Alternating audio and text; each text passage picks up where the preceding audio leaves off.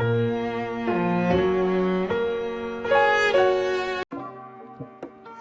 Happiness by Epicurus is a collection of the surviving letters and sayings of Epicurus. His writings are split into two main schools of thought, those being hedonism and atomicism. Regarding hedonism, Epicurus believed that the ultimate aim of human life is the removal of pain, and that pleasure is the ultimate good in human life, and that it should be the main desire. In pleasure, Epicurus does not mean solely sensual pleasures, such as like sex, drugs, money, food, or overindulging in these things.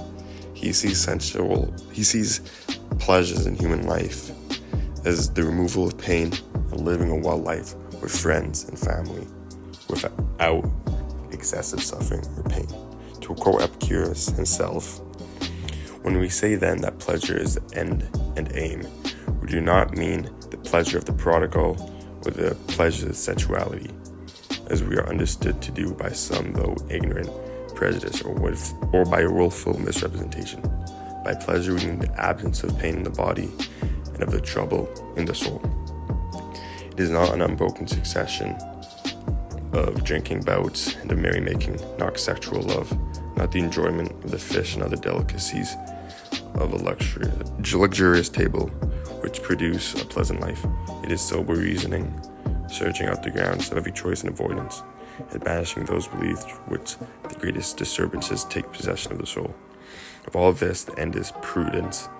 For this reason, prudence is a more precious thing with which you will live as a god among people. For people lose all appearances of morality by living in the midst of immortal blessings. This is Epicurus in his letter to Menocius.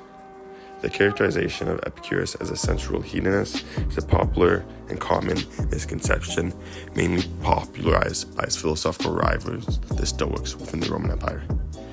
Epicurus was also a hard materialist, deeming that even souls themselves were grounded in physical matter, in a drastic departure of the dominant Platonic beliefs of Greece at the time. Epicurus, along with Democritus, vouched for the idea of atoms, the smallest and indivisible form of matter, much longer before their a posteriori proof. He used a priori knowledge to come to the knowledge of this. Most of his philosophy I disagree with, but I still admire his work in natural philosophy, and I see some merit in his ethics.